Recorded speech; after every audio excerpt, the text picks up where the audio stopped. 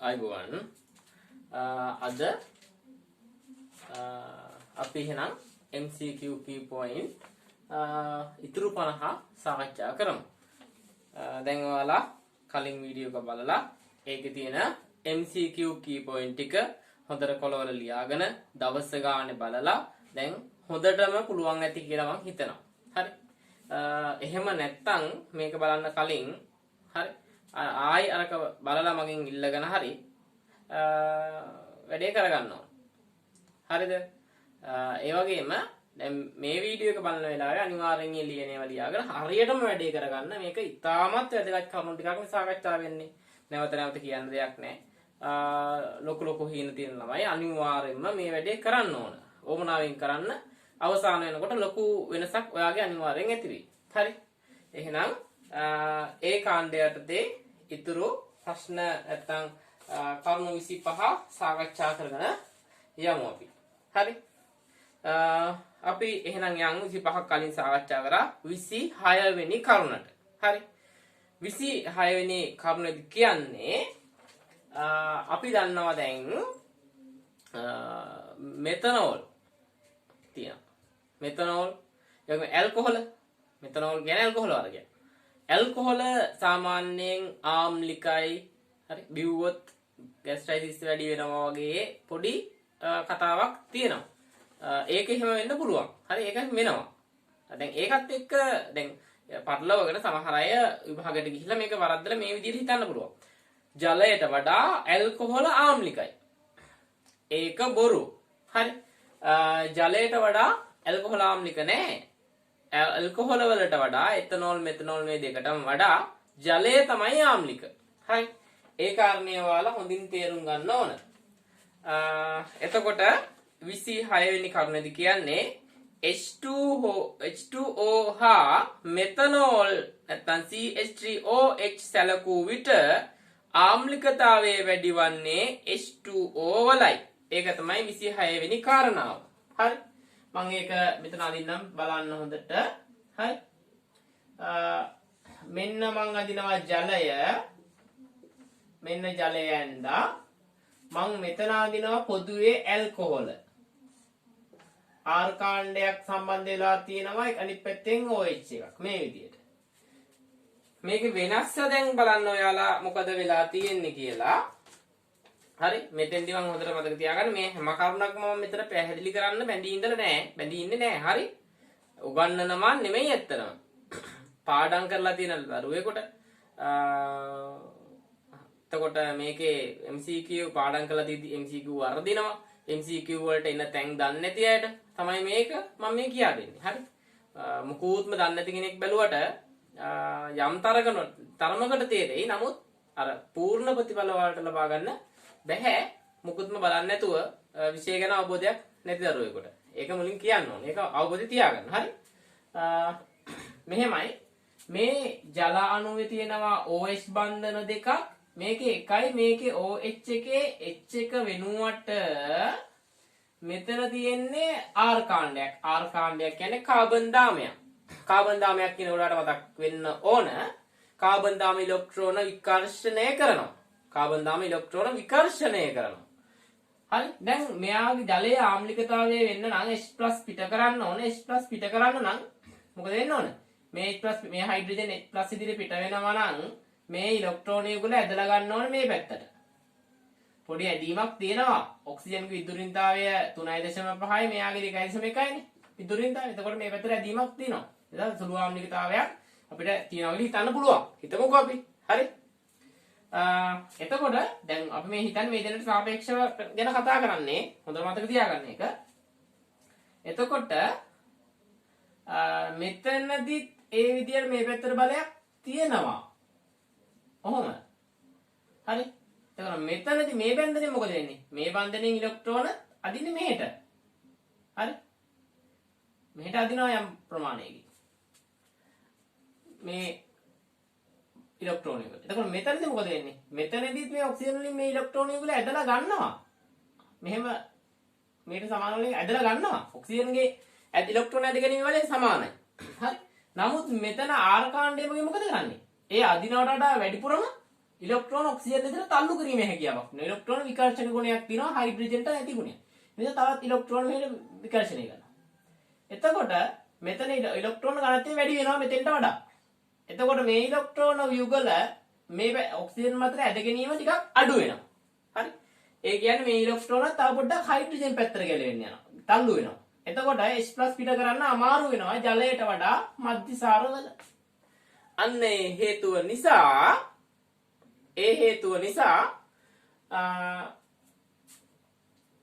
H+ පිට කරන්න අමාරුයි ජලයට වඩා ඇල්කොහොල් වල. එහෙමනම් ජලයට වඩා ඇල්කොහොල් වල ආම්ලිකතාවය අඩුයි. ඒක හොඳට මතක තියාගන්න. හරි. එතකොට මෙයාලගේ ආම්ලිකතාවය භාෂ්මිකතාවය මෙයාලා H+ පිට කරාම ඇතිවන ඍණායනයේ ඇසුරුනුත් පැහැදිලි කරන්න පුළුවන්. මම ඉදිරි වීඩියෝ එකකදී ඒ විදිහට මේක පැහැදිලි කරලා දෙන්නම්. හරි. එතකොට 26 වෙනි කරුණ ලියා ගන්න. ජලය හා මෙතනෝල් සැලකූ විට ආම්ලිකතාවය වැඩි වන්නේ H2O වලයි නැත්නම් ජලයේය. 27 වෙනි කරුණ ලියා ගන්න. H2O හා එතනෝල් ඒ කියන්නේ CH3CH2OH සැලකූ විට ආම්ලිකතාවය වැඩි වන්නේ ජලයේය. ඒ කියන්නේ H2O වලයි. අන්න ඒ කරුණු දෙකම මම දුන්නේ පටලව ගන්නවට. එතනෝල් උනත් මෙතනෝල් උනත් ඊට හැල්කොහොලයක් උනත් ජලයට වඩා ආම්ලිකතාවය අඩුයි. හරි. ඊට පස්සේ අපි යන් 28 වෙනි කරුණට. 28 වෙනි කරුණ කියන්නේ අපි දන්නවා පුතේ කාබොක්සිලික් අම්ල අපිට ඔක්සිහරණය කරන්න පුළුවන් ලිතියම් ඇලුමිනියම් හයිඩ්‍රයිඩ් දාලා. හරි. ලිතියම් ඇලුමිනියම් හයිඩ්‍රයිඩ් දාලා ඔක්සිහරණ ක්‍රියාවලියකට ලක් කරන්න පුළුවන්. එතකොට මධ්‍යසාරය අපිට ලැබෙනවා. හරි. ඒකෙදි වෙන්නේ ඇත්තටම මේ වගේ CH3C දිත්ත බන්ධන OOH කියන කාබොක්සිලික් අම්ලය. හරි. මෙතන මේ කාණ්ඩය වෙනුවට දිත්ත මේ ඔක්සිජන් අයින් වෙලා එනකොට හයිඩ්‍රජන් ටිකක් සම්බන්ධ වෙනවා. CH3CH2OH බවට පත් වෙනවා. මේක කරන්න පුළුවන් ලිතියම් ඇලුමිනියම් හයිඩ්‍රයිඩ් වලට. ලිතියම් ඇලුමිනියම් හයිඩ්‍රයිඩ් වලට.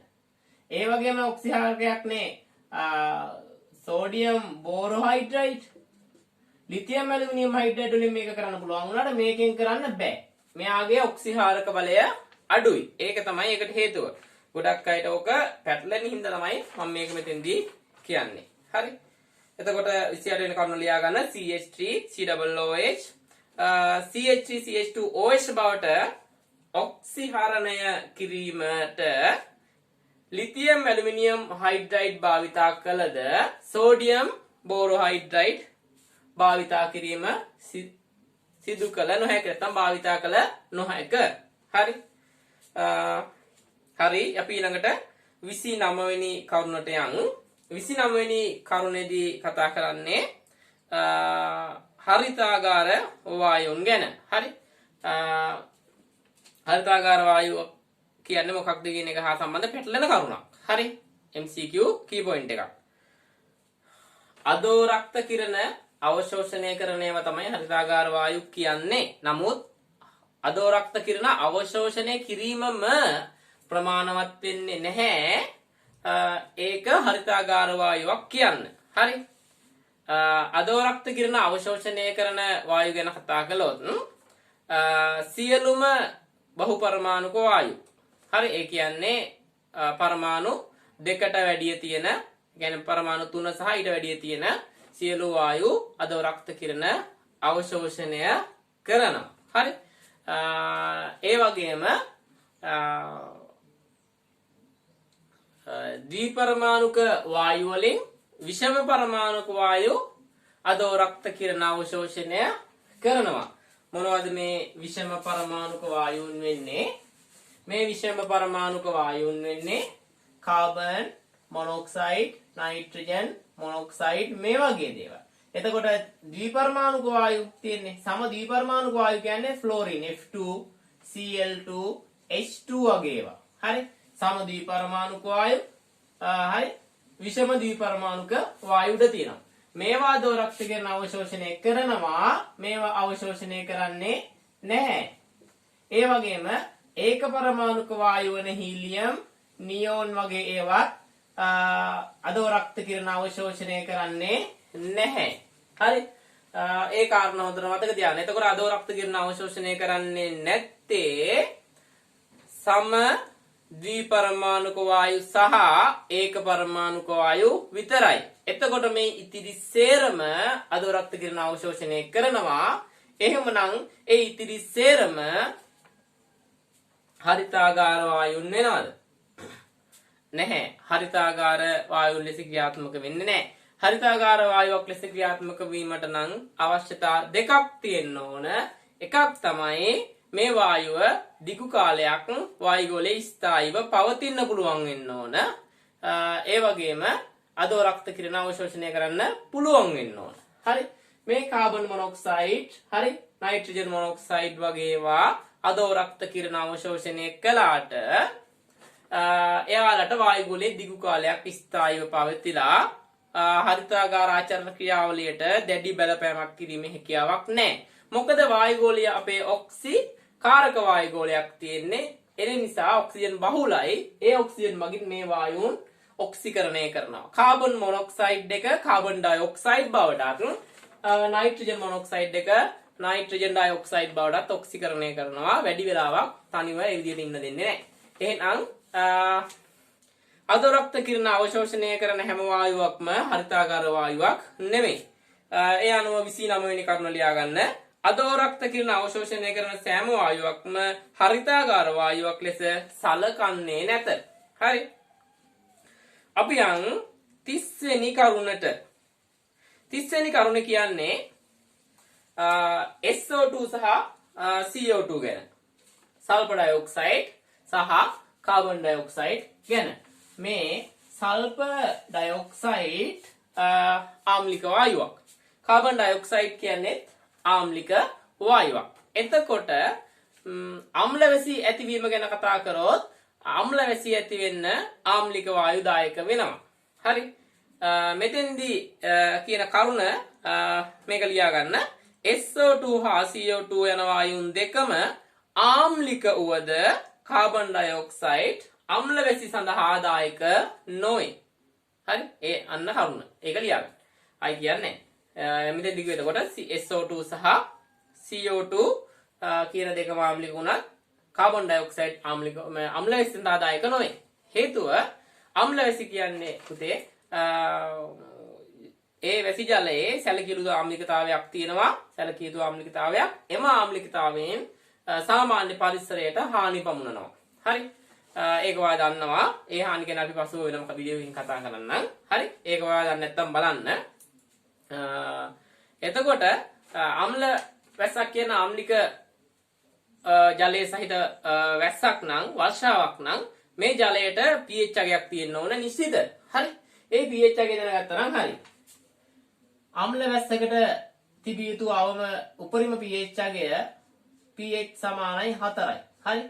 pH 4ට වඩා වැඩි නම් එය අම්ල වැස්සක් වෙන්නේ නැහැ. ඊට වඩා අඩු වුණොත්, ඒ කියන්නේ ආම්ලිකතාවය ඊට වඩා වැඩි වුණොත් තමයි අම්ල වැස්සක් ලෙස සලකන්න පුළුවන් වෙන්නේ. කාබන් ඩයොක්සයිඩ් ජලයේදී වෙලා ඇති වෙන උපරිම pH අගය තමයි හරි. උපරිම අවම pH අගය එයාට දෙන්න පුළුවන් උපරිම ආම්ලිකතාවයේදී ඇති pH අගය 5.6යි. එතකොට 5.6 කියන ආම්ලිකතාවය අපිට එතරම් හානි කර නොවේ. හරි. ඔය යකඩ පාලම් දිරන්න ඒ වගේ මහා ලොකුවට හානි කර තත්ත්වයක් නැහැ. ඒ නිසා අපි හරිතාගාර ආචරණයට මෙයා දායක වෙනවා කියලා ගන්නෙ නැහැ. හරි. ඔය ක්‍රියාවලියට කාබන් ඩයොක්සයිඩ් ඔය කියන අපි හිතන තරම් දායක වෙනවා නම් අපිට වෙන වෙන දේවල් පාලනය කරලා තේරුමක් නැහැ. දැන් අම්ල වැසි ඇති වෙනවා කියලා අපි සාමාන්‍යයෙන් ගල් අඟුරු බලාගාර වගේ දේවල් භාවිතා කරනකොට ඊටමත් පරිස්සම් වෙනවා. හරි. ලාභදායක ගල් අඟුරු වල සල්ප තියෙනවා. එතකොට SO2 පිට වෙනවා. එතකොට අම්ල වැසි ඇති වෙනවා. හරි. දැන් කාබන් ඩයොක්සයිඩ් වලින් ඒක වෙනවා නම් හරි. ඔය සල්ෆර් ඩයොක්සයිඩ් ටිකක් ඔය බලාගාරකින් පිට වුණාට ඇති දෙයක් නෑ. මොකද කාබන් ඩයොක්සයිඩ් අති විශාල මානයක් වායුගෝලයේ තියෙන නිසා. හරි. තිබුණාට එයාගෙන් ඇති වෙන බලපෑම අවමයි. අපි දන්නවා දැන් රේල් පාරක වුණා, රේල් ෆීල්ඩ් වුණත් සාමාන්‍යයෙන් වැසි ජලයට දිරනවා. හරි. දිරුවට ඒක ඊටමත් අඩු සීඝතාවයක්. හරි. දැන් වාහනයක් වුණත් ඇස්සට දෙමුනම් ගොඩක් අය ඒක හොදලා දානවා.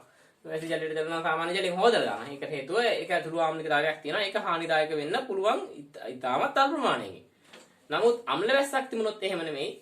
ඊට වඩා 100,000 ගුණයක වේගයකින් තමයි දි รา පත් වෙන්නේ, හානි පමින වෙන්නේ. හරි?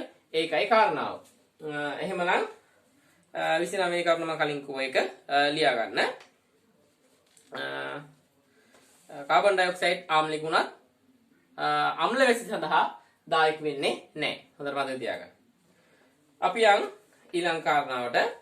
අපි දන්නවා ෆීනෝල් ගැන. හරි? ෆීනෝලික OH කාණ්ඩය ගැන මම ලියලා පැහැදිලි කරන දෙයක් නැහැ. හරි? මේක පොඩ්ඩක් හොඳට අහගෙන ඉඳලා ඔයා නෝට් එකේ බලන්න. අපි සාමාන්‍ය ඇල්කොහොලයක් ගත්තොත් මේ ඇල්කොහොලය සතුව තියෙන OH කාණ්ඩය PBr3 එකක් වගේ දාලා ඒ OH කාණ්ඩය අයින් කරලා බ්‍රෝමීන් පරමාණුවක් එතන සම්බන්ධ කරලා ඇල්කිල් හිල් හැඩයක් බවට පත් කරන්න පුළුවන්. නමුත් සාමාන්‍ය ඇලිෆැටික සංයෝග වලට එහෙම කරාට ඇරෝමැටික් ඇල්කොහොලයක් වන ෆීනෝල් සඳහා ඒ කරන්න බෑ. හරි? ෆීනෝල්ගේ සංප්‍රයුක්ත වූ ස්ථායී වෙන සංප්‍රයුක්ත වූ ටික බලන්න බැලුවන් තේරෙයි. බෙන්සීන් වලේ කාබන් සහ ෆීනෝල්ගේ OH කාණ්ඩයේ ඔක්සිජන් අතර පවතිනවා යම් අවස්ථාවක දිත්ත බන්ධන ස්වරූපයක්. එම දිත්ත බන්ධන ස්වරූපය නිසා එම බන්ධනයේ ශක්තිමත් භාවයක් ඇවිල්ලා ඒ ඉවත් වෙලා තවත් පරමාණුවක් හෝ පරමාණු කාණ්ඩයක් සම්බන්ධ වීම අහුරලා තියෙනවා. ඒ කියන්නේ අමාරුයි. එතකොට මේ බන්ධනය කඩන්න අමාරු වෙන නිසා ආදේශ ප්‍රතික්‍රියා වලට ලක් වෙනවා. අඩුයි ලක් වෙන්නේ නැහැ. හරි? එහෙනම් ඒ කාරණේ මම කියන්නම් මතක තියාගන්න ලියා ගන්න. ෆීනෝල් හි OH කාණ්ඩය ඇලිෆැටික ඇල්කොහොල් වල OH කාණ්ඩය ලෙස PBr3 සමග ප්‍රතික්‍රියා නොවේ. හරි? අපි යන් 32 වෙනි කරුණට. හරි? මේ කරුණ නම් ටිකක් වැදගත් කරුණක්. බෙරිලියම් සම්බන්ධව බෙරිලියම්ගේ ජලය සම්බන්ධ ප්‍රතික්‍රියාව. හරි? එතකොට අපි මේ රිසර්ච් බුක් එකේ තියෙනවා බෙරිලියම් සිසිල් ජලය සමග උණු ජලය සමග ප්‍රතික්‍රියා කරන්නේ නැහැ. හුමාලය සමග ප්‍රතික්‍රියා කරනවා කියලා. හැබැයි කලින් සිලබස් වල නම් තිබුණේ හුමාලය සමගවත් ප්‍රතික්‍රියා කරන්නේ නැහැ බෙරිලියම් කියලා. හරි? ඉතින් දැන් දීලා තියෙන කාරණාවේ යම් කිසි ඇත්ත ස්වරූපයක් ස්වරූපයක් තියෙනවා. නමුත් ඒක ඇත්ත වෙන්නේ ඇයි කියලා මේක පැහැදිලි කරලා නැහැ. මම ඔයාලට මේ කාරණා මෙතෙන්දි පැහැදිලි කරන්න. හරි? නමුත් ඔයා ප්‍රශ්නයකට උත්තර ලියද්දී MCQ එකට තමයි මේ ගොඩක් වෙලාට එන්නේ. ඉතින් ඉරක් ගහනවා නම් එතන තියෙන සුදුසුම පිළිතුර ඔයා තර්ක කරලා උත්තරයට ගන්න ඕන. හරි? ඇත්තටම සාමාන්‍ය හුමාලය සමග බෙරිලියම් ලෝහය ප්‍රතික්‍රියා වෙන්නේ නැහැ. ඒක තමයි ඇත්ත. කලින් සිලබස් එකේ තිබිච්ච එක ඇත්ත. හරි? සිසිල් ජලය සමග ප්‍රතික්‍රියා වෙන්නේත් නැහැ. උණු ජලය සමග ප්‍රතික්‍රියා වෙන්නේත් නැහැ බෙරිලියම්. හරි? නමුත් බෙරිලියම්ගේ ඇත්ත කතාව රක්ත තප්ත. හරි? red heated බෙරිලියම් රතු පාට වෙන රත් කරපු බෙරිලියම් ලෝහය සමග හුමාලය ප්‍රතික්‍රියා වෙලා බෙරිලියම් ලෝහයේ මතු පිට තුනේ ස්තරයක් ලෙස ඔක්සයිඩ් පටලයක් හදනවා ජල වාෂ්ප ප්‍රතික්‍රියා වෙලා. හැබැයි සාමාන්‍ය බෙරිලියම් එක නෙමෙයි හොඳට රත් වෙන්න රත් කරපු එක. රක්ත තප්ත වෙන්න රත් කරපු බෙරිලියම් එක විතරයි. ඒ කාරණාව අනුව ගත්තොත් හුමාලය බෙරිලියම් එක ප්‍රතික්‍රියා කරයි ගොත් ඒක හරි. තේරුණාද? දැන් එතකොට ඒක ඇත්තටම A level මට්ටමේ දරුවෙකුට කියන්න ඕනේ බෙරිලියම් එක ප්‍රතික්‍රියා කරන්නේ නැහැ කියලා. හරි? දැන් එහෙම ගත්තොත් එහෙම දැන් ඒ වගේ හරි ගස්සන්න එනවා. හරි? අර රක්ත තප්ත ඒවත් එක්ක ප්‍රතික්‍රියා කරනවා නම් ඉඳා බෙරිලියම් එක උමාලය ප්‍රතික්‍රියා කරනවා කියන කාරණේ හරි ගස්සන්න එනවා නම් ඒ වගේ හරි ගස්සන්න ඕන තරම් කාරණා සිලබස් එක ඇතුලේ තියෙනවා. හරි? ඇත්තටම ජලයේ දිය වෙනවා කියන එක තැනක දිය වෙන්නේ නැහැ. හරි? ඒ වගේ ඒවා. ජලයේ ද්‍රාවය කියන ඇත්තටම මේ ඒක ද්‍රාව උනාට අද්‍රාව වෙන්නත් පුළුවන්. හරි? එක කියන්නේ උණු ජලයේ දිය වෙන්නේ නැති එක සිසිල් ජලයේ දිය වෙනවා. ඔය වගේ. ඒ නිසා වර පැහැදිලි ඇති මේ කාරණාව. එතකොට යම් වෙලාවක තිබුණොත් බෙරිලියම් එක ප්‍රතික්‍රියා කරනවා කියලා අසත්‍ය ප්‍රකාශය අහනවා කියනකො. බෙරිලියම් එක ප්‍රතික්‍රියා කරනවා කියලා ගුරුත්වාකර්ෂණය තියෙන නිසා ඒකට හරි දාන්න. හරි? හැබැයි ඊට වඩා පැහැදිලිවම අසත්‍යයි කියන ප්‍රකාශයක් එතන තියෙනවා නම් ඔයා ඉරි ගහන්න ඕනේ පැහැදිලිවම අසත්‍යයකට. තේරුණානේ? ඒ අසත්‍ය කියලා අහනකොට එතන තියෙන හොඳම ප්‍රකාශය තෝරලා ඔයා ඒක කරගන්න මතක තියාගන්න ඒ කාරණාව. හරි?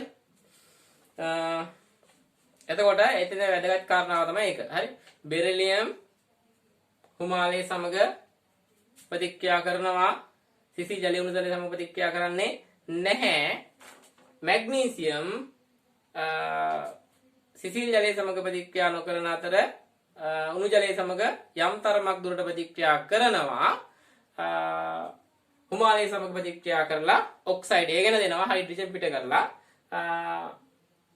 ඊට පස්සේ උණු ජලයේ සමග හයිඩ්‍රොක්සයිඩ් එක හදලා හයිඩ්‍රජන් වායුව පිට කරනවා මැග්නීසියම්. බෙරිලියම් හිමාලයේ සමග එක්ක විතරක් ප්‍රතික්‍රියා කරලා හයිඩ්‍රජන් පිට කරලා ඔක්සයිඩ් එක හදනවා. හැබැයි සාමාන්‍ය තත්ත්වයක් නෙමෙයි කරන්නේ. රක්ත තප්ත බෙරිලියම් වලට තමයි ඒක අවලංගු වෙන්නේ. ඒක ගුරුවත් පොතේ එම්තා රිසර්ච් බුකේ කියලාත් නැහැ. ඒ වුණාට මම කියපු කාරණාව තමයි ඇත්ත. ඒක මතක තියාගන්න. ඒක පොත තව පොඩ්ඩක් ඔයාලා හොයන්න. Google එකෙත් ගහලා බලලා හොයන්න බලන්න. අපි යන් 33 වෙනි කරුණට. හැලජන් අපි දැන් දන්නවා ඕතෝපෙරායමු කාරක ඊට පස්සේ සක්‍රීය කාරක වික්‍රීය කාරක කියන කාරණේ. හරි. එතකොට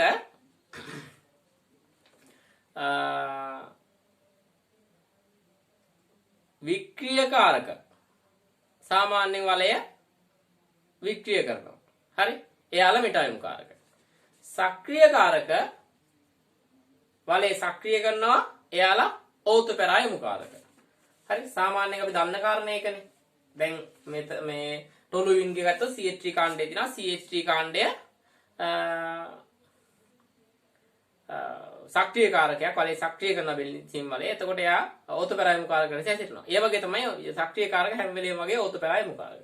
වික්‍රීය කාරකයක ප්‍රතිවිරුද්ධ එක මෙටායමු කාරකයට හැසිරෙන්නේ. නමුත් මෙතන මම කියන්න යන කරුණ එක නෙමෙයි.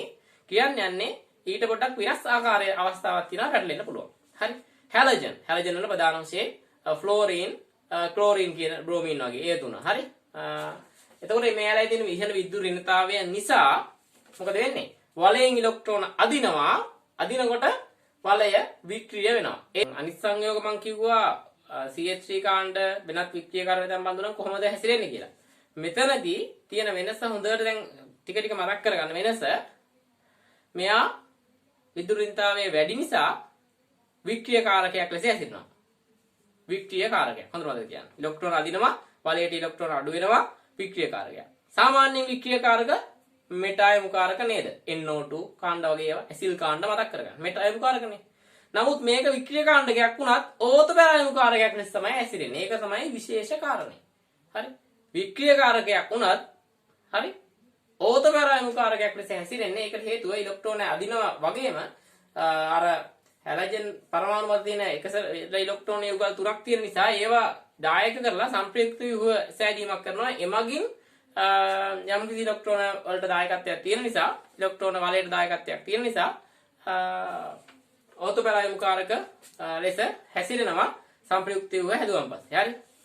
මේ කාරණාව පිළිබඳ විස්තර හොයන්න මම මෙතන පැහැදිලි කරන්නේ මම මේක වෙනම වීඩියෝකින් YouTube channel එක ඔස්සේ පැහැදිලි කරලා දෙන්නම්. මේ මෙතන වැඩි පැහැදිලි කරන්නේ ඒක කාරණාව පිළිබඳ තියෙන සත්‍ය ඔයා හොයන්න. ඔය විශේෂයෙන් මතක තියාගන්න ඕන කාරණේ තමයි MCQ එකේ වෙන්න පුළුවන් නේ. හරි.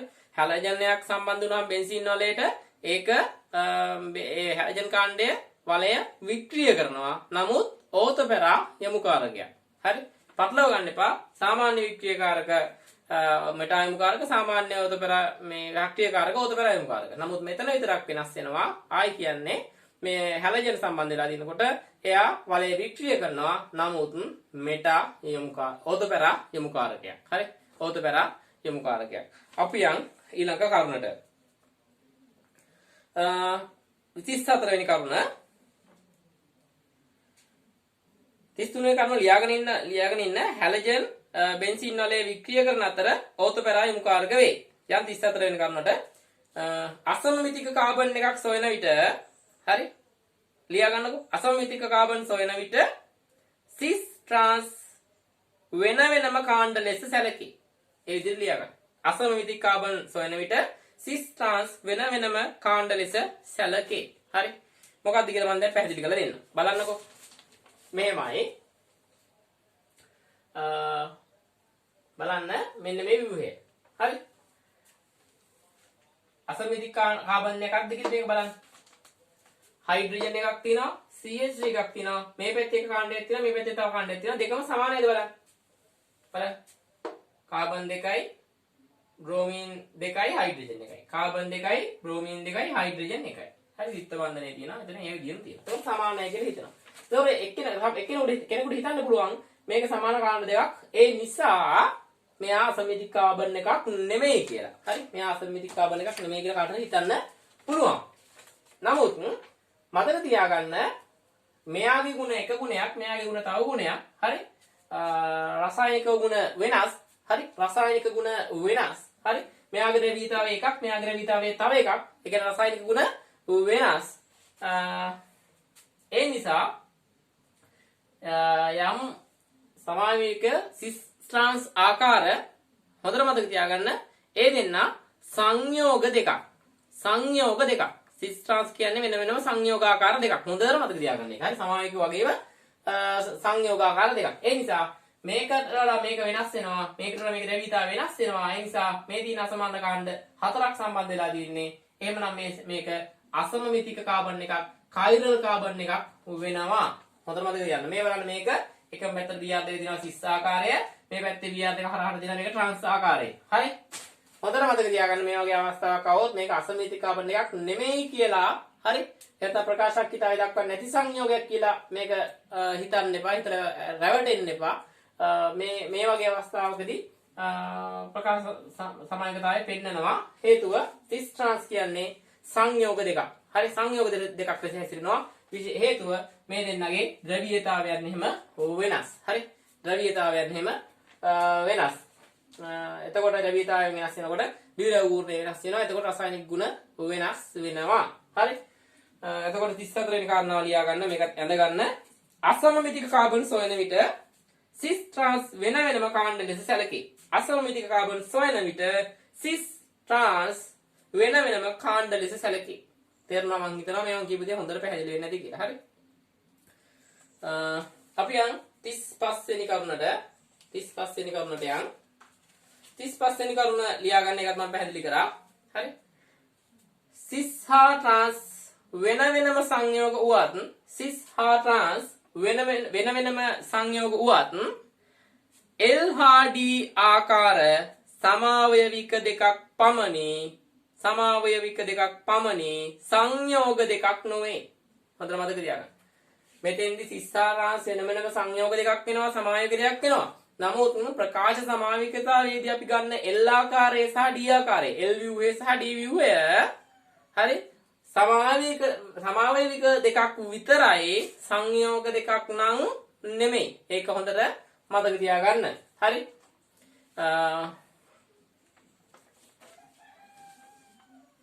35 වෙනි කරුණ. ඊට පස්සේ දැන් මම මේක කියන්නේ හේතුව විශේෂයෙන්ම දැන් මෙතන මේක කිව්වට පස්සේ ඔයාලා L හා D ආකාරات වෙන වෙන සංයෝග දෙයක් හිතුවොත් එහෙම වෙන්නේ නැහැ. L හා D ආකාර වෙන වෙන සංයෝග නෙමෙයි පුතේ. හරි? හොඳට මතක තියාගන්න. 36 වෙනි කරුණට යන්න. 36 වෙනි කරුණ කියන්නේ අපි දැන් Cl2 ක්ලෝරින් දියර ද්‍රාවණයක් ගත්තොත්. හරි? ඒ ද්‍රාවණය ගත්තොත් ඒකේ සාමාන්‍යයෙන් HOCl තියෙනවා. හරි? HOCl හැදෙන්න පුළුවන්. HOCl අම්ලය HOCl. නමුත් මේක හිරුවෙලියේ තියෙනකොට නම් HOCl එක විඝටනය වෙනවා. එතකොට හිරුවෙලියට නිරාවරණය පවතින ක්ලෝරින් දියර ද්‍රාවණයක පවතින HOCl ප්‍රමාණය ඉතාමත් අවමයි. හරි? ඒක විඝටනය වෙන නිසා. ඒ කාරණාව ටික මතක තියාගන්න ටික වැදගත් වෙයි. 36 වෙනි කරුණ. හරි? ලියා ගන්නකො එහෙම. ක්ලෝරින් දියර, ඒ කියන්නේ Cl2 දියර තුල HOCl මද වශයෙන් පැවතුනත් එය හිරු එළියට නිරාවරණය වන විට වියෝජනය වේ. 36 වෙනි කරුණ.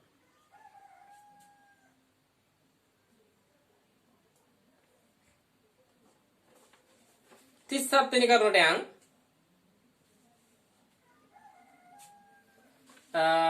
තෘතීයික ඇල්කොහොල් සහ ප්‍රාථමික ඇල්කොහොල ගැන කියන්න යන්නේ. හරි? මතක තියාගන්න මේ අපිට තෘතීයික ඇල්කොහොල ප්‍රාථමික ඇල්කොහොල සංසන්දනයක් දෙනකොට ඔයාලා ඒකේ මෞලික ස්කන්ධය සමානයි කියලා හිතලා හිතන්න. හරි? සාමාන්‍ය මෞලික ස්කන්ධ වෙනස් දෙකක තෘතීයික එකකුයි ප්‍රාථමික එකකුයි එකකයි ගුණ අපිට සංසන්දනය කරන්න දෙන්නේ නැහැ. ඒක සිලබස් එකෙන් පිට නිසා. හරි? ඒ වගේ සංසන්දනය කරනකොට මෞලික ස්කන්ධ සමාන කියලා හිතන්න.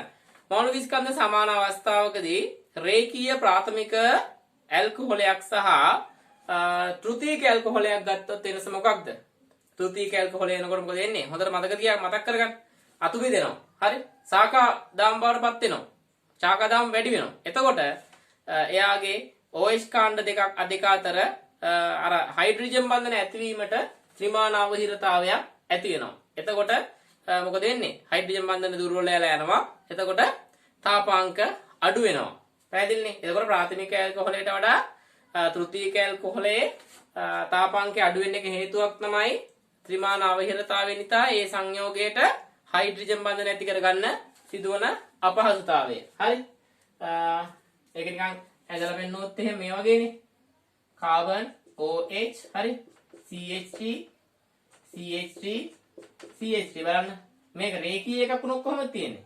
මෙහෙමනේ රේඛීයක් වුණොත් තියෙන්නේ CH3 CH2 CH2 බලන්න කාබන් 1 2 3 4යි CH2OH මේ විදිහට බලන්න මේකට කෙලින්ම වටෙන් බලන්න මේ වටෙන්ම හදාගන්න පුළුවන් හයිඩ්‍රජන් බන්ධන. නමුත් මෙයාට මේක මේ විදිහට මේ තුනට මොකද වෙන්නේ? මේක මෙහෙට මං ඇඳලා මෙහෙට නෙමෙයි තියෙන්නේ. චතුස්තරයේ දිනකොට මේක එක පැත්තට මේවා මේ දිගුණත් මෙහෙට මෙහෙට නැවිලා තියෙන්නේ තව. හරි?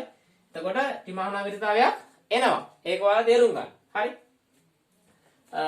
එතකොට මෙයාගේ මේ තාපාංක වෙනසට හේතුව ත්‍රිමාන විරතාවය නිසා හයිඩ්‍රජන් බන්ධන සෑදීමට මෙයාගේ හැකියාව අඩු වෙන නිසා මෙයාගේ තාපාංකය අඩු වෙනවා. ඒක හේතුවක්. තවත් හේතු තියෙනවා අපි ඉස්සරහට ඒක කතා කරමු. හරි? එක තැන කතා කරොත් ඒක අවුල් නිසා. හරි? 37 වෙනි කරුණ එහෙනම් ලියා ගන්න. තෘතීයික ඇල්කොහොල හා ප්‍රාථමික ඇල්කොහොල සැලකුව විට තෘතීයික ඇල්කොහොල වල ත්‍රිමාන අවහිරතාවය නිසා හයිඩ්‍රජන් බන්ධන සෑදීමට අපහසු වේ. හයිඩ්‍රජන් බන්ධන සෑදීමට අපහසු වේ. එම නිසා තාපාංකයද අඩු වේ. එම නිසා තාපාංකයද අඩු වේ.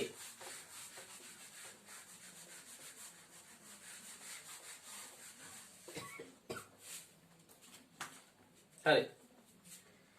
38 වෙනි කරුණට යන්. Copper sulphate. හරි. කොපර් සල්ෆේට් පුතේ තංක HCl සමග ප්‍රතික්‍රියා වුණාම ඇති වෙන්නේ කහ කොළ පැහැති ද්‍රාවණයක්. කොළ පැහැති කියන්න පුළුවන් නැත්නම් කහ කොළ පැහැති. කහ පාටට හුරු කොළ පාට. හරි? නැත්නම් කොළ පාට ඒ කහ කොළ අතර පාටක්. නැත්නම් ඒ කොළ පාට කියලා කියනවා. පැහැති ද්‍රාවණය. හැබැයි සාන්ද්‍ර HCl සමග ප්‍රතික්‍රියාවෙන් ලැබෙන්නේ කහ පාට ද්‍රාවණයක්. ඒකට හේතුව මොකක්ද? දැන් කොපර් සල්ෆේට් ජලීය ද්‍රාවණයක කොපර් 2+ එක වටේට අපි දන්නවා H2O අණු 6ක් තියෙනවා අෂ්ටතලීය විදියට. මේ විදිහට තියෙන්නේ. හරි? මෙතනදී තනුක අම්ල දානකොට මේ ජල අණු වලින් එකක් විතරක් ඉවත් වෙලා ඒ වෙනුවට ක්ලෝරින් එකක් දාන්න පුළුවන්. හරි? ඒ අවස්ථාවේදී පාට කහ කොළ පාටයි. හරි? මේකේ පාට ලානිල් පාට ඔයා දන්නවා. ලානිල්. හරි? එක ක්ලෝරින් එකක් වගේ ආවොත් කහ කොළ පාටයි. ඒ වගේම සල්ෆියුරික් අම්ලය තනුක සල්ෆියුරික් අම්ලය වගේ දානකොට මේ එක ජල අණු එකක් වෙනකොට එක සල්ෆේට් අයනයක් ආවොත් ඒත් කහ කොළ පාටයි. හොඳට මතක තියාගන්න. මම සූත්‍ර දෙන්නේ නැති ඔයාලට දැනගන්න පුළුවන් එක ජල අණුවක් අයින් කරලා ඒනොට මේකක් කොහොම එකක් දාගන්න. හරි කහ කොළ පාටයි. කොළ පාටයි. හරි? නමුත් තනුක HCl වෙනුවට සාන්ද්‍ර HCl දානකොට මොකද වෙන්නේ? HCl සාන්ද්‍රණය වැඩි. එතකොට මෙතනින් ජල අණු 4ක්ම ඉවත් වෙලා හදනවා. මොකද්ද? මේක. 2 මයිනස් තියෙන්නේ. මෙයා කහ පාටයි. හරි? මෙතන දාලා දෙකක් දැම්මත් දෙකක් දාලා එන්නත් කමක් නැහැ. නැතුව එන්නත් කමක් නැහැ. ප්‍රශ්නයක් නැහැ. හරි? ඒ දැන් අෂ්ටතලියේදී අපි තලියව තියෙන ජල අණු 4 තමයි වෙනකොට තමයි මේ 4 සම්බන්ධලා තියෙන උඩින් යටින් තියෙන ජල අණු දෙක තියෙනවා. ඒක නැති මෙතන ඇඳත් එකනේ දත් එකයි කිසි ප්‍රශ්නයක් නැහැ. හරි? මේකේ පාට දෙක කහ පාට. එතකොට ලියාගන්නේ කරුණ කොපර් සල්ෆේට් තරුක HCl සමග කොළ පැහැති ද්‍රාවණයක්ද සාන්ද්‍ර HCl සමග කහ පැහැති ද්‍රාවණයක්ද සාදයි.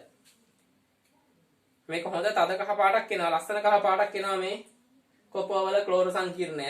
හොඳට මතක තියාගන්න. අපි යන් 39 වෙනි කරුණට. හරි? 39 වෙනි කරුණේදී කියන්නේ කරුණ ලියා ගන්නකො ඉස්සෙල්ලා අම්ලයේ ප්‍රබලතාවයේ වැඩි වන විට එහි සංයුග්මක භස්මයේ ප්‍රබලතාවය අඩු වේ.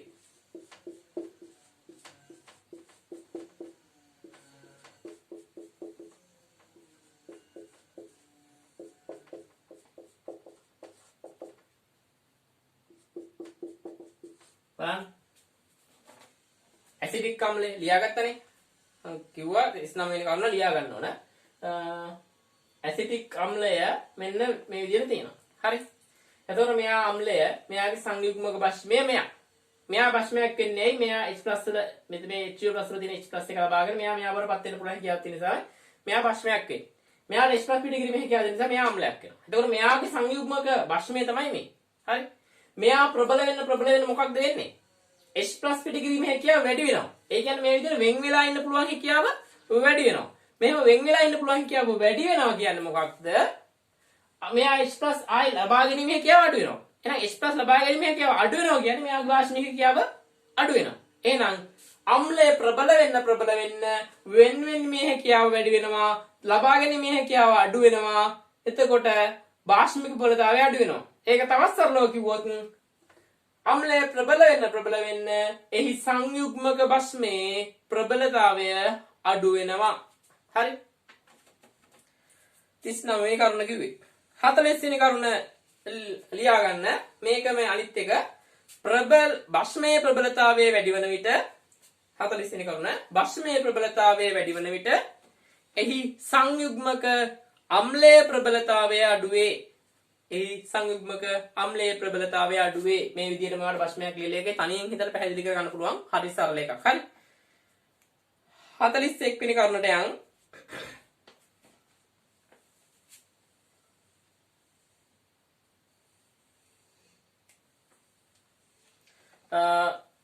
මේ 40 වෙනි කරුණේදී කියන්නේ තියාගන්න උෂ්ණත්වය කුමක් වුවත් තරලයක කමාවක් පවතින අණු වලින් ඉතා කුඩා ප්‍රමාණයක් තරලයක පවතින අණු වලින් ඉතා කුඩා ප්‍රමාණයක් ඉහළම ශක්තියක්ද ඉතා කුඩා ප්‍රමාණයක් හරි මම කිව්ව උෂ්ණත්වය කුමක්වත් තරලයක කමාවක් පවතින අණු වලින් ඉතා කුඩා ප්‍රමාණයක් ඉහළම ශක්තියක්ද ඊට පස්සේ ආයි කමාවක් ඉතා කුඩා ප්‍රමාණයක් පහළම ශක්තියක්ද ඊළඟට ලියන්න එහෙමම වැඩි ප්‍රමාණයක් මධ්‍යස්ථ ශක්ති සීමාවේද පවතී. ඒක තමයි 41 වෙනි කරුණ. බෝල්ට්ස්මාන් ක්‍රියාවලියක් අපි දන්නවා මෙන්න මේ විදිහට. හරි. ඔය විදිහට තමයි තියෙන්නේ. මෙන්න මං හන්දා ඊ චාලක ශක්තිය. හරි. තරලයේ තියෙන අණු වල චාලක ශක්තිය. ඒ යම් කිසි චාලක ශක්තියක තියෙන අණු භාගය තමයි මේ අක්ෂය තියෙන අපි දන්නවා සාමාන්‍යයෙන්.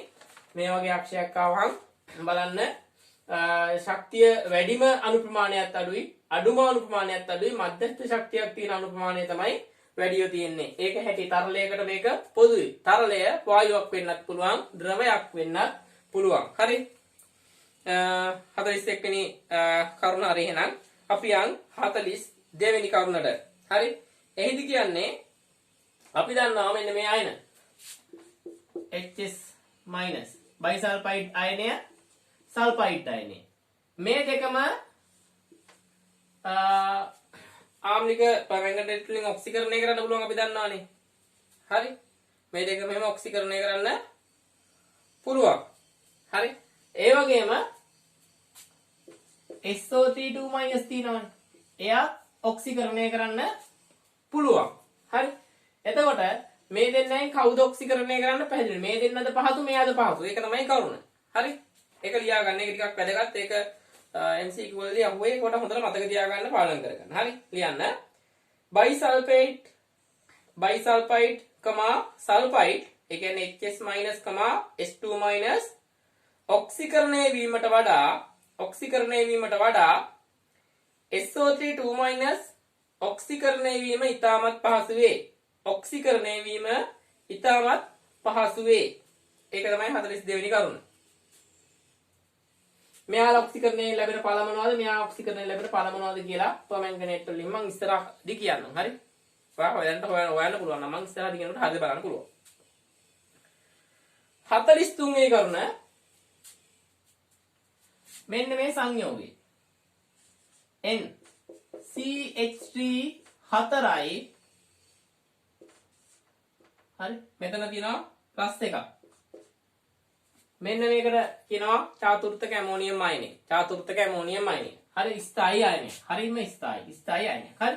එතකොට මෙයාට OH- එකක් වගේ ආවොත් මොකද වෙන්නේ? OH- එකක් මෙතෙන්ට ආවොත් මේක නැති වෙලා යනවා.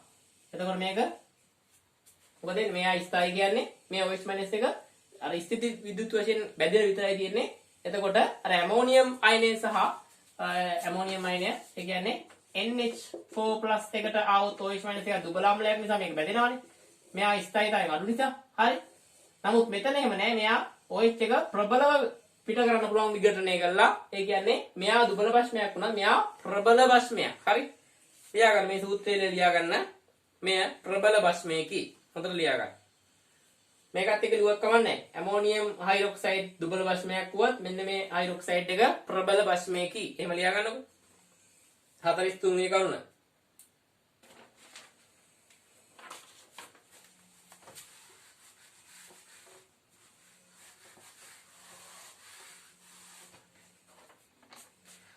අපි යමු තේරෙන 44 වෙනි කරුණට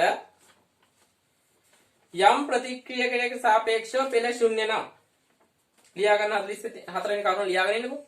යම් ප්‍රතික්‍රියකයකට සාපේක්ෂව පෙළ ශුන්‍ය වේ නම් එම ප්‍රතික්‍රියකය කමාවක් වේග නීර්ණ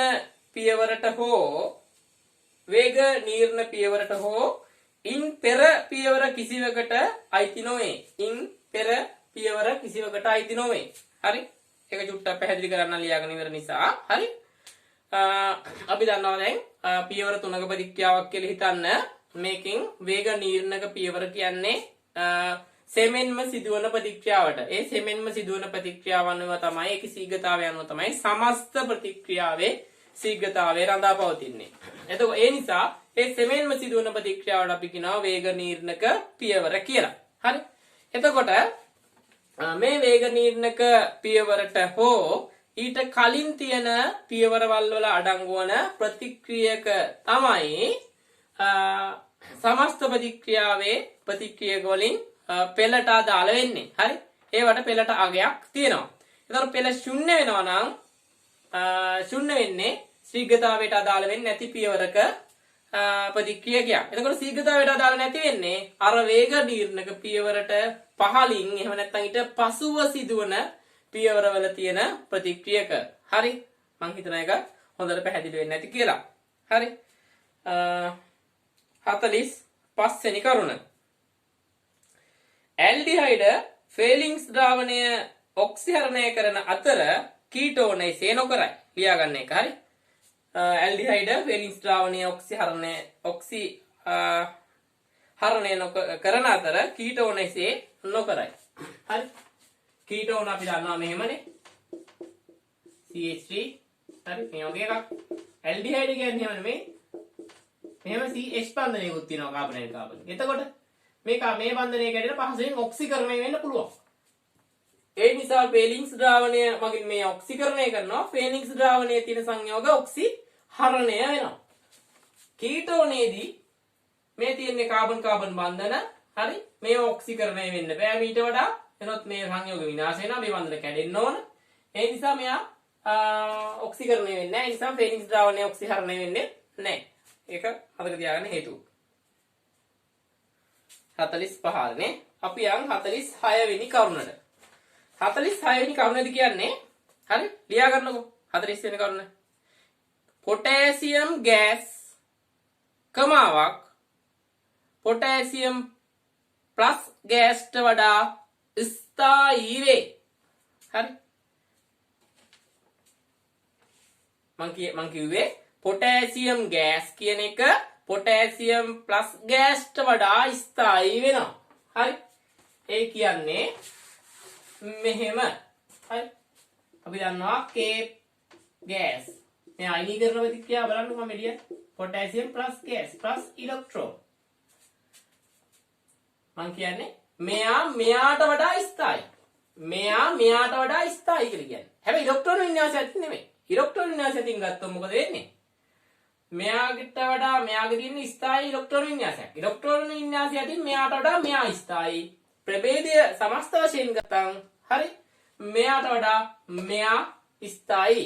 හරි ප්‍රභේදයක ස්ථායිතාවය කියලා අපි කියන්නේ ඒ ශක්තිමය වශයෙන් දින අර විශේෂ ස්ථායිතාවය.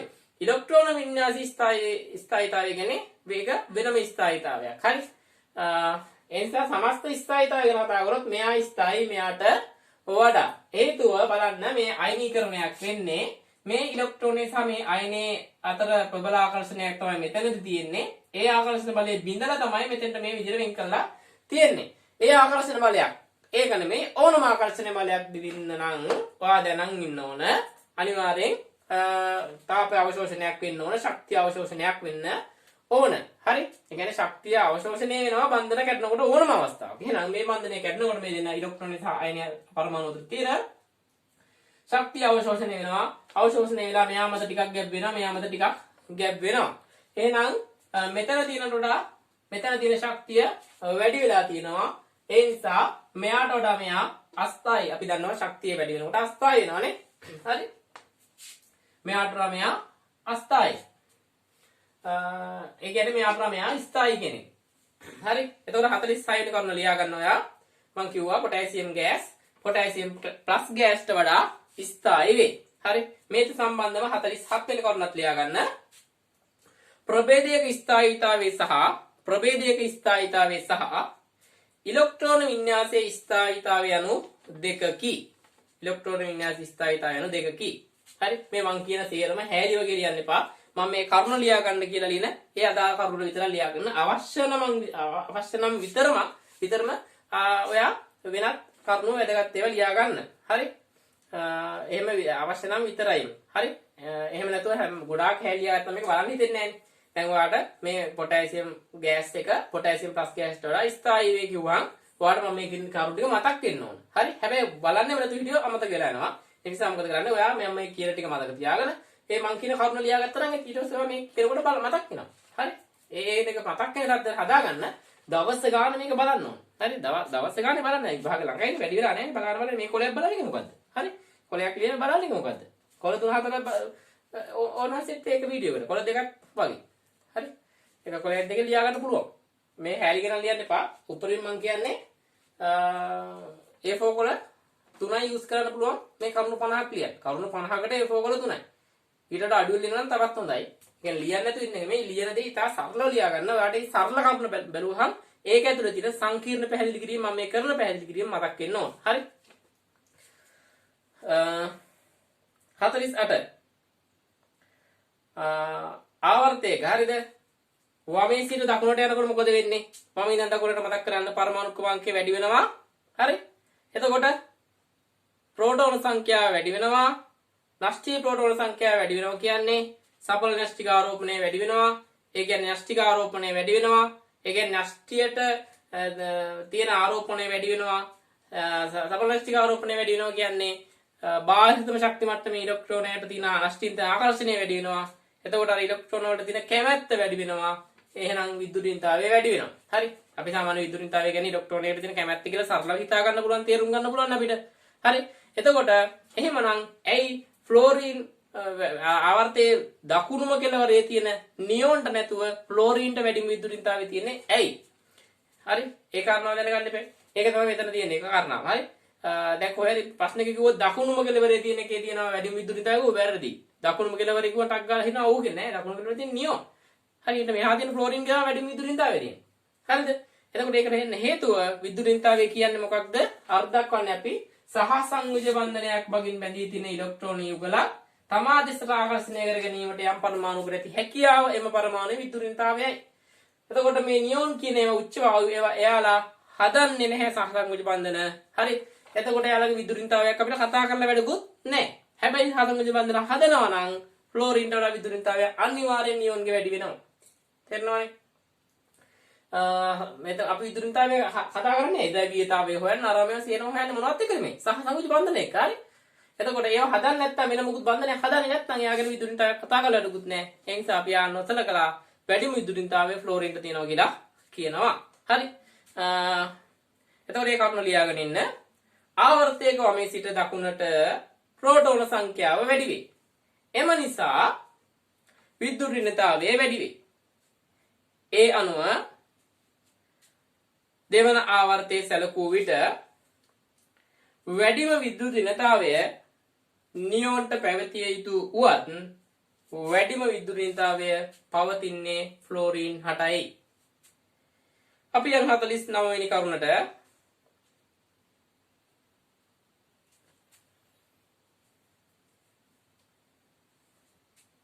දැන් කලින් කිව්වා වගේම ආවර්තයක වමේ සිට දකුණට යනකොට හරි ආවර්තයක වමේ සිට දකුණට යනකොට න්‍යෂ්ටියමකින් බාහිර ශක්ති මට්ටමේ ඉලෙක්ට්‍රෝන කෙරෙහි තියෙන ආකර්ෂණය වැඩි කරනවා. එතකොට මොකද වෙන්නේ? ශක්ති මට්ටම හැකිලෙනවා. ආකර්ෂණ බලෙන් වමේ ඉඳන් දකුණට යන්න තවත් හැකිලෙනවා. එහෙම හැකිලෙනකොට මොකද වෙන්නේ? අරය වමේ සිට දකුණට අඩු වෙනවානේ. අරය අඩු වෙනවා. නමුත් ඇවිල්ලා ෆ්ලෝරින්ගේ අරය මෙන්න මේ වගේ වෙලා පිටේ තියෙන නියෝන්ගේ අරය එහා කාණ්ඩේ තියෙන අරය මේ වගේ අගයක්. පස්තාලවලත් ඔය විදිහට තියෙන්නේ. පොත්වලත් මේ විදිහට තියෙන්නේ. හරි අගයන් ගත්තත් අපිට තියෙන මෙයාට මෙයාගේ වැඩි. ඇයි එහෙම වෙන්නේ? ඇත්තටම මේතර දෙන්නේ වෙනම කාරණයක්. හොඳට තේරුම් ගන්න. ෆ්ලෝරින්ගේ අපි මනින්නේ මොන අරයද? එයාගේ මනින්නේ සහසංයුජාරය. සහසංයුජාරය කියන එකට අග්ගල මතක් වෙන්න ඕනේ මොකද්ද? ඒක මම කියන්නේ නේද? සහසංයුජාරය කියන්නේ මොකද්ද? පරමාණු දෙකක් හරි සහසංයුජව බැඳලා තියෙනකොට නෂ්ට දෙක අතර දුරෙන් හරියටකට තමයි අපි මේ සහසංයුජ අරය කියන්නේ. බලන්නකෝ. මෙහෙමනේ. නෂ්ටිය මේ එහෙම තියෙනවා සහසංයුජ බන්ධනයක් කියන්නේ අතිචාදනයද. එතකොට මොකද වෙන්නේ? අරය ඇත්තම අරය ගත්තට අඩු අරයක් තමයි මේ සහසංයුජාරයේදී වෙන්නේ. හරි. නමුත් වැන්ඩ වාල්ස් අරයක් තමයි නියෝන්ට බැඳෙන්නේ. මොකද නියෝන් කියන එක සහසංයුජ බන්ධන හදන්නේ නැහැ. වැන්ඩ වාල්ස් බන්ධන කියන්නේ එහෙම නියෝන් පරමාණු තියෙනවා. හරි මම පරමාණු නිකන් අදින්නම් මෙහෙම පොල් විදියට. කොහොම දැන් ඉඳලා තියෙනවා. හරි. මෙහෙම යුගල් වෙලා නැහැ. එතකොට මේකේ මේ පරමාණු විදියේ ළඟම තියෙන පරමාණු දෙකක හරි මේ දෙකම ළඟම පේන්නේ. එතකොට නෂ්ටි දෙක අතර දුරේ හරි අඩක් තමයි d නම් දුර d වල බෙදීම දෙක තමයි මෙයාගේ වැන්ඩ වාල්ස් අරය කියන්නේ. හරි. අපිට වැන්ඩ වාල්ස් අරය තමයි මෙයාගේ වනින්න පුළුවන්. සාධාරණ බන්ධන හදන්න නැති නිසා සාධාරණ විචාර වනින්න බෑ. මේ වැන්ඩ වාල්ස් අරය වෙන්නම් ඉන්නේ සාමාන්‍යයෙන් අපේක්ෂිත පරමාණු කාර්යයට වඩා ගොඩක් වැඩි එකක් නේ. සහසංයුජ විචාරයේදී ඒක අඩු වුණාට මේකේ වැඩි වෙනවා. ඒකින්ද තමයි මේ ෆ්ලෝරින් නියෝන් ගාරය වැඩි වෙලා වගේ පොත්වල පේන්නේ අපිට දත්ත හම්බ වෙන්නේ. හරි. එහෙනම් 49 වෙනි කාරණාව ලියා ගන්න. ආවර්තයක වමේ සිට දකුණට සපලනෂ්ටික ආරෝපණය වැඩි වීම නිසා අරය අඩු වුවත් ෆ්ලෝරින්ට වඩා නියෝන්හි අරය වැඩි අගයකි. ෆ්ලෝරින්ට වඩා නියෝන්හි අරය වැඩි අගයකි. ඒකට හේතුව පැහැදිලි කරා. ඒක මතක තියාගන්න. අමාරු කරන විතරක් ඒකත් පොඩ්ඩක් ආයි පස්සට අරගෙන වීඩියෝ එක ලියා ගන්න. හරි. නැත්තම් ඒ කාරණා මතක තියාගන්න පුළුවන්. මේ මම දැන් 49 මේ කරුණට කියපු කරුණ මම කියනකොට ඔය පැහැදිලි කිරීම මතක් වෙනවනේ. ඒක තමයි වෙන්න ඕනේ. හරි. 50 වෙනි කරුණට අපි යන්. හරි. අවසාන උපමට්ටමට වෙන ඉලෙක්ට්‍රෝන අණුව අපි ඒ කියන්නේ ඉලෙක්ට්‍රෝන අණුව කාණ්ඩේ තීරණය කරනවා. හරි. එතකොට S1 වින්‍යාසය නැත්නම් S ගුණුවට S උපමට්ටමට පිරෙන ඉලෙක්ට්‍රෝන අයිති වෙන්නේ කොහෙද? 1A හෝ 2A කාණ්ඩයට. නමුත් හීලියම් ප්‍රයෝජනක් තියෙනවා. එයා 2A කාණ්ඩයට පිරුණා නැත්නම් S උපමට්ටමට පිරුණා 2A කාණ්ඩයට අයිති නෑ. එයා අයිති වෙන්නේ උච්ච වායු කාණ්ඩයට 18 වෙනි කාණ්ඩයට නැත්නම් 0 වෙනි කාණ්ඩයට. හරි. ලියා ගන්න. අවසාන ඉලෙක්ට්‍රෝනය S උපමට්ටමට පිරෙන මූලද්‍රව්‍ය අවසාන ඉලෙක්ට්‍රෝනය S උපමට්ටමට පිරෙන මූලද්‍රව්‍ය සියල්ලම 1A හෝ 2A කාණ්ඩයට අයත් වේ යන ප්‍රකාශය වැරදිය. වැරදි ඉක්මන් තේරෙනවනේ. ඒකට හේතුව හීලියම්. හරි. හරි. එතකොට ඒ කාණ්ඩයේ ඔස්සේ කතා කරපු කරුණු 50 හරි. අපි දැන් B කාණ්ඩය යටතේ ඉතුරු කරුණු 25 සාකච්ඡා කරන්න ඕන 50 සම්පූර්ණ කරගන්න. හරි. දැන් වෙනම අරගෙන වෙනම කොලයක තමයි B කාණ්ඩය යටතේ වෙලිය. හරි අපි දැන් B කාණ්ඩය ඔස්සේ කතා කරන 25 වෙනකන් කතා කරා 26 වෙනි කරුණ කතා කරනවා. හරි. ලියා ගන්න 26 වෙනි කරුණ ඉස්සෙල්ලා යකඩ නිස්සාරණයේදී කැල්සියම් කාබනේට් වල ඇල ඉරක් එතන හේවත් හුණුගල් වල කාර්යය වන්නේ එමගින් සෑදෙන කැල්සියම් ඔක්සයිඩ් මගින් ලෝබර සෑදීමයි ලෝ බොර සෑදීමයි. හරි. ඒ කියන්නේ මේක ලියා ගන්න. කැල්සියම් කාබොනේට් වියෝජනය වෙලා තාප වියෝජනය වෙලා කැල්සියම් ඔක්සයිඩ් CO2 දෙනවා. මේ CO2 ලබා ගැනීම නෙමෙයි මෙයාගේ කාර්යය. පටලවා ගන්න එපා. ඒක තමයි මට කියන්න ඕන. මෙයාගේ කාර්යය මේ කැල්සියම් ඔක්සයිඩ් හදලා අර ලෝපස් වල තියෙන අපද්‍රව වන ඇලුමිනා සිලිකා කියන දෙන්නා සමග ප්‍රතික්‍රියා වෙලා ඉහළ උෂ්ණත්ව තියෙනවා ධාරා උෂ්ණකයේදී මේ තියෙන කැල්සියම් ඇලුමිනේට් සහ කැල්සියම් සිලිකේට් කියන සංයෝග හදනවා. මෙන්න මේ දෙන්න තමයි පොදුවේ අපි ලෝ බොර කියලා කියන්නේ. හරි. 26 වෙනි කරුණ හරි. අපි යන් 27 වෙනි කරුණට ලියන්න. පරමාණුවක 27 වෙනි කරුණ පරමාණුවක සාපේක්ෂ පරමාණුක ස්කන්ධය ප්‍රකාශිත අගයට හරියටම සමාන ග්‍රෑම් ගණනක් තුල පරමාණු ඇවගාඩ්‍රෝ සංඛ්‍යාවක් පවතී. ඒ කියන්නේ මේක අපි ගමු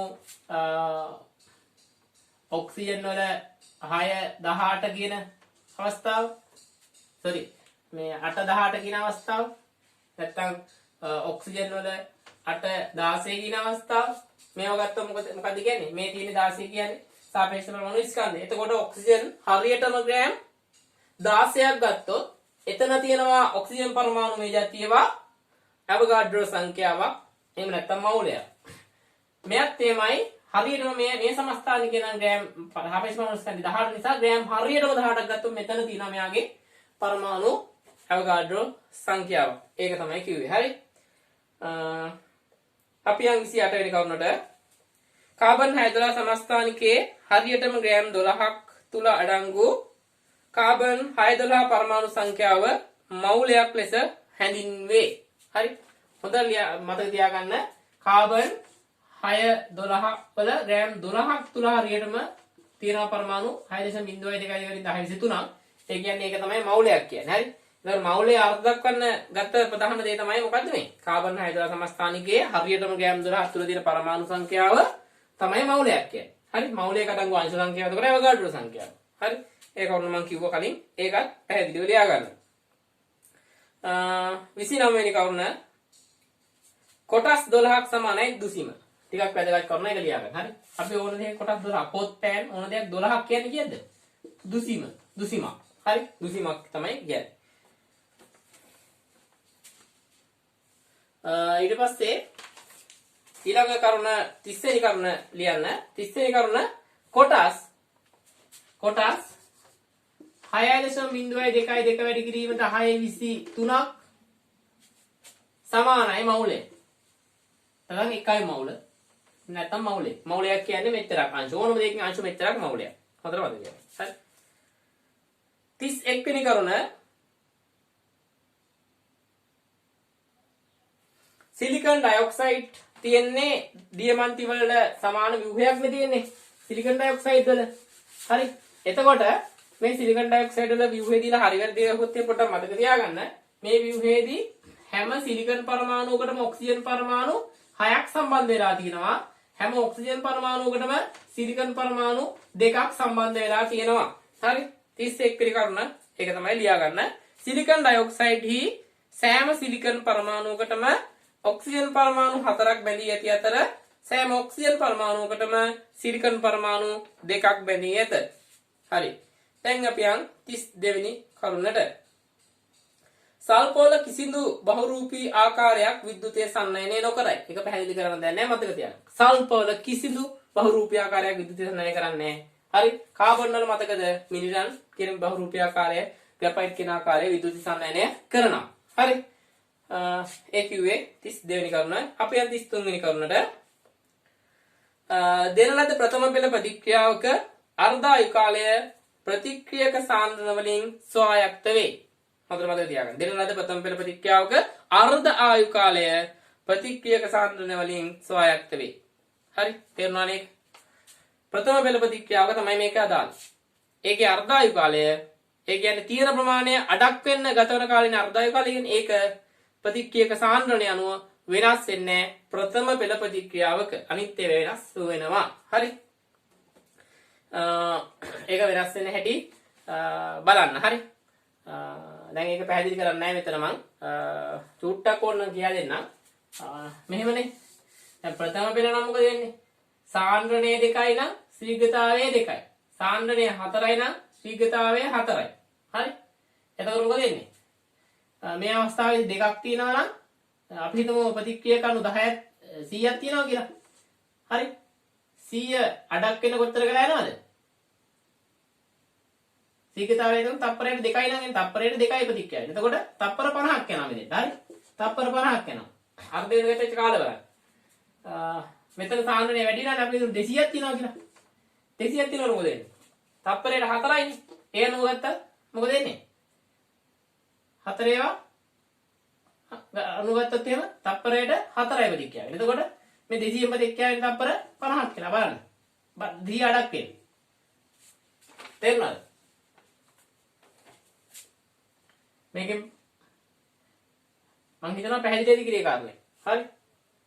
දැන් සාන්ද්‍රණය 2යි නම් ශීඝ්‍රතාවය R2යි. එතකොට අණු 100ක් තියෙනවා නම් ඒක භාගයක් වෙන්න. හරි. අණු 100ක් තියෙනවා නම් භාගයක් වෙන්න. භාගයක් කරගෙන 50ක් ප්‍රතික්‍රියා වෙන්න බෑ. එතකොට තප්පරයට ප්‍රතික්‍රියා වෙන්නේ 2යි නම් 50ක් ප්‍රතික්‍රියා වෙන්න බෑ. භාගයක් ප්‍රතික්‍රියා අඩක් වෙන්නේ. තප්පරයට 2යි නම් 50ක් ප්‍රතික්‍රියා වෙන්නේ තප්පර 25. 50 නෙමෙයි 25ක් යනවා. හරි.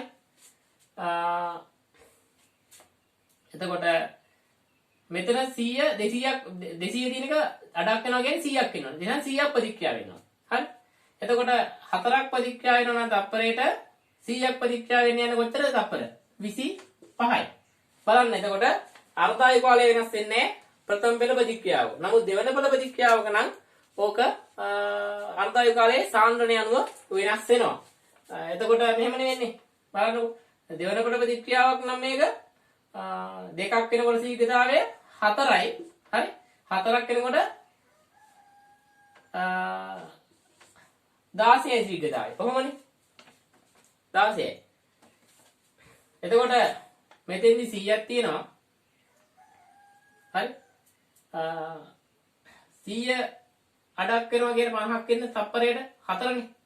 තප්පරයට 4ක් ගාන දෙනකොට තප්පර 25 මේ තප්පරයට 12.5ක් වගේ. හරි. ඒ 100 50ක් ප්‍රතික්‍රියා 12.5ක් වගේ. එතන මේ 100 ප්‍රතික්‍රියා වෙන තප්පර 16ක් මේ තප්පරෙන් 16ක් ප්‍රතික්‍රියා කරන ශීඝ්‍රතාවය. එතකොට මොකද ශීඝ්‍රතාවය ගොඩක් වැඩිලානේ. එතකොට මෙතෙන්දි 12.5කට වඩා අඩු. හරි. ඒ කියන්නේ මේ අඩු වෙලාවකින් මේක 100 බවට පත් වෙනවා. හරි. මෙතන දෙගුණ වෙනකොට බලන්නකො. මෙතන දෙගුණයක් වෙනකොට 4 ගුණයක් ශීඝ්‍රතාවය. මෙතන 4 ගුණයක් වෙනකොට 16 ගුණයක් වෙනවා. හරි. බලන්න ශීඝ්‍රතාවයේ වැඩි ප්‍රමාණයක වැඩි නිසා අර කාරණේ වැරදි අනිත් අවස්ථාවට. එතකොට මේක අදාළ වෙන්නේ මේ කියපු අවස්ථාවට විතරයි පළමු පෙළ ප්‍රතික්‍රියාවට විතරයි. 33 වෙනි කරුණ ලිව්වා. අපි යන් 34 වෙනි එකට. ෆීනෝලික OH කාණ්ඩය PCl5 සමග ප්‍රතික්‍රියා නොවේ. ෆීනෝලික OH කාණ්ඩය PCl5 සමග ප්‍රතික්‍රියා වෙන්නේ නැහැ. මම කියවනේ. කලින් කිව්වනේ. හරි. ෆීනෝලික OH එක ඔය ආදේශ ප්‍රතික්‍රියාවට වෙන මොකද සහභාගී වෙන්නේ නැහැ. 35 ඇමෝනියා ද්‍රාවණයක් භස්ම කෙරෙහි ස්වාරක්ෂක නොවේ. වරහන්ට ලියා ගන්න. ඇමෝනියම් අයන සැලකිය යුතු ප්‍රමාණයක් නොමැති නිසා. හරි. දැන් ඇමෝනියා ද්‍රාවණයක් ගත්තොත් එහෙම NH4OH නේ. මෙයා දුර්වලව විඝටනය වෙලා ඇති වෙන NH4+ අයන සහ OH- තියෙනවා. මෙතෙන්ට අම්ලයක් දැම්මොත් ප්‍රශ්නයක් නැහැ මේක ප්‍රතිවර්ධ ප්‍රතික්‍රියාවක්. මේ මෙයාත් එක්ක ප්‍රතික්‍රියාව H+. හරි. මෙයා අඩු වෙන මෙයා විඝටනය වෙමි ඉදිරි ප්‍රතික්‍රියාවට ලැබුරු වෙනවා. හරි. ඒ නිසා මොකද වෙන්නේ? අම්ල දෙන්න දාන pH එක වැඩි වෙන දෙන්නේ නැහැ. H+ ඉවත් කරනවා. අම්ල කෙරේ ස්වාරක්ෂකයි. නමුත් භස්මයක් OH- දැම්මොත් OH- ටි ලබා ගන්න මෙන්න මේ අයන තියෙන ඉතාම සුළු ප්‍රමාණයක්. ඒ නිසා මේ දුබල භස්ම ද්‍රාවණයක් මේ ඇමෝනියම් හයිඩ්‍රොක්සයිඩ් වගේ ද්‍රාවණයක් භස්ම කෙරේ ස්වාරක්ෂක වෙන්නේ අම්ල කෙරේ විතරයි. හරි. ඊළඟ කරුණ 36 ඇසිඩික් අම්ලයේ ද්‍රාවණයක් අම්ල කෙරෙහි ස්වාරක්ෂක නොවේ. හරි. භස්ම කෙරෙහි ස්වාරක්ෂකයි අම්ල කෙරෙහි ස්වාරක්ෂක නැහැ. දැන් ඇසිඩික් අම්ල ද්‍රාවණයක් ගත්තොත් ඔයාලට තේරෙන්න ඕන. ඒකෙදි දුර්වල විඝටනයලා ඇති වෙන ඇසිටේට් අයන සහ OH H+ අයන සුළු ප්‍රමාණයක් තියෙනවා. එතකොට භස්මයක් දැම්මොත් H+ එක ප්‍රතික්‍රියා වෙලා ඒක ඉවත් වෙනවා. H+ අඩු වෙන අර දුර්වල විඝටනයේ අම්ලයේ විඝටනයේ ඉදිරියට නැඹුරු වෙන ප්‍රතික්‍රියාව. හරි. නමුත් මෙතෙන්ට අම්ලයක් දැම්මොත් H+ ලබා ගන්න ඇසිටේට් අයන ප්‍රමාණවත් තරම් වැඩි ප්‍රමාණයක් නැති නිසා අම්ල කෙරෙහි සවාරක්ෂක වෙන්නේ නැහැ. හරි. 37 වෙනි කරුණ සෝඩියම් කාබනේට් සමග ෆීනෝල් කාබන් ඩයොක්සයිඩ් පිට කරයි. හරි ඒක මතක තියාගන්න. ඒක වැදගත් කරුණක් නෙවෙයි මතක තියාගන්න. හරි පැහැදිලි කරන දෙයක් නැහැ. ඊට පස්සේ 38 වෙනි කරුණ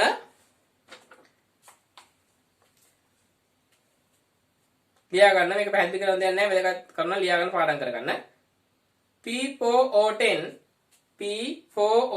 කමාවක් Cl2O7 කමාවක් SiO2 සිලිකන් ඩයොක්සයිඩ්. හරි. යනු ආම්ලික ඔක්සයිඩ් වේ.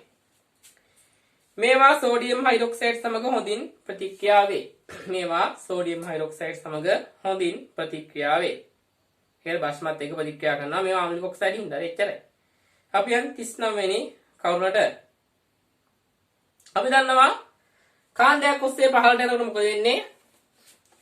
ඒ මූලද්‍රව්‍ය වල ලෝහ ලක්ෂණ වැඩි වෙනවා. ලෝහ ලක්ෂණ වැඩි වෙනකොට ඒ වගේ ඔක්සයිඩ් වල ආම්ලික ලක්ෂණ අඩු වෙලා බාෂ්මික ලක්ෂණ වැඩි වෙනවා. හරි. ඒක අපි දන්න කාරණේ. හරිද?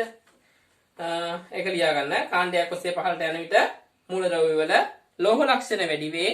එම නිසා ඔක්සයිඩ් වල ආම්ලික ලක්ෂණ අඩු වී බාෂ්මික ලක්ෂණ වැඩි වේ. හරි. ඒ 39 වෙනි කරුණ කිව්වේ. 40 වෙනි කරුණ කියනවා මෙන්න මේක ඉතා වැදගත් එකක්. හරි. GeO2 වලට වඩා ආම්ලිකතාවය අඩුයි සිලිකන් ඩයොක්සයිඩ් වල ඊට වඩා ආම්ලිකතාවය අඩුයි GeO වල. මේක මේ පිළිවෙල ලියා ගන්න. හරි.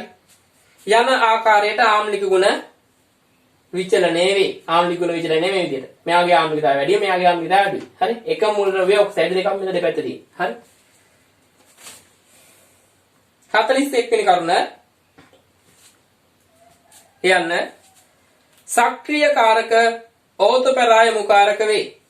සාමාන්‍යයෙන් දැනගත යුතු කාරකයක්. සාමාන්‍යයෙන් හරි හැම වෙලේම නෙමෙයි සක්‍රීය කාරක ඕතපරායමු කාරක වේ. අනිත් කරුණ 42 වෙනි කරුණ වික්‍රීය කාරක මෙටායමු කාරක වේ. වික්‍රීය කාරක මෙටායමු කාරක වේ. හරි 42 වෙනි කරුණ එන්නේ. දැන් මේකේ වෙනස් වන ආකාරය තමයි මේක සෑම විටකම මේවා. හරි දැන් වික්‍රීය කාරකයක් වුණත් හැලජන් පරමාණු ඒවා සම්බන්ධ වන බෙන්සීන් වලට එය ඕතපරායමු කාරක නිසා ඇතිරුණා. හරි. එතකොට වික්‍රීය කාරක මෙටායමු කාරක වේ කියන එක හැම වෙලෙටම අදාළ නැහැ. ඒක වෙනස් වෙන්න පුළුවන්. සෑම විටම කිව්වොත් ඒක වැරදි. ඒ කාරණා මතක තියාගන්න පැහැදිලිව මේක ලියා ගන්න. 41 දෙක කරුණු. 43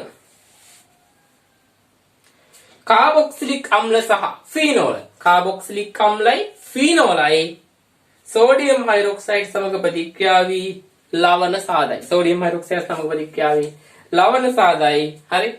නමුත් ඇල්කොහොල සාමාන්‍ය ඇල්කොහොල එතනෝල් මෙතනෝල් වගේ ඒවා සෝඩියම් හයිඩ්‍රොක්සයිඩ් සමග ප්‍රතික්‍රියා වෙලා ලවණ නොසාදයි. 43 වෙනි කරුණ තමයි කිව්වේ. හරි. හරි. අපි යන 44 වෙනි කරුණට සැලිසිලික් අම්ලය කියන්නේ මොකද්ද?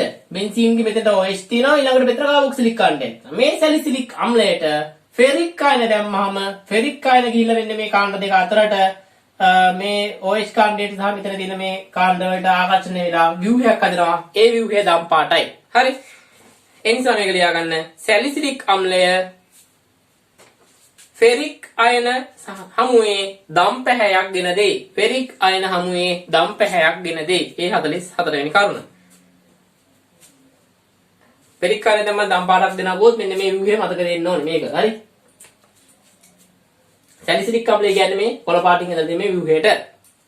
45 වෙනි කරුණට යන්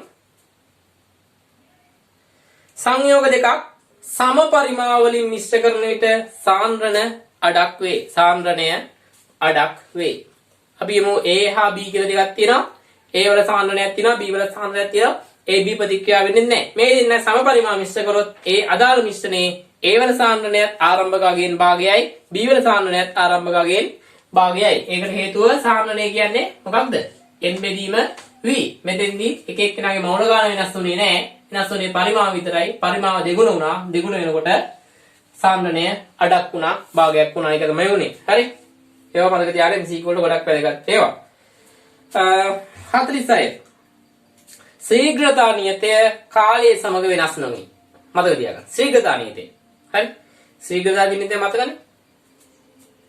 එදී මේ මෙතෙන්ට දාලා ශීඝ්‍රතා නියතය මේ K. මේක කාලය සමග වෙනස් වෙන්නේ නැහැ. හරි? කාලය සමග වෙනස් වෙන්නේ නැහැ මේක. හොඳට මතක තියාගන්න. නියතයි.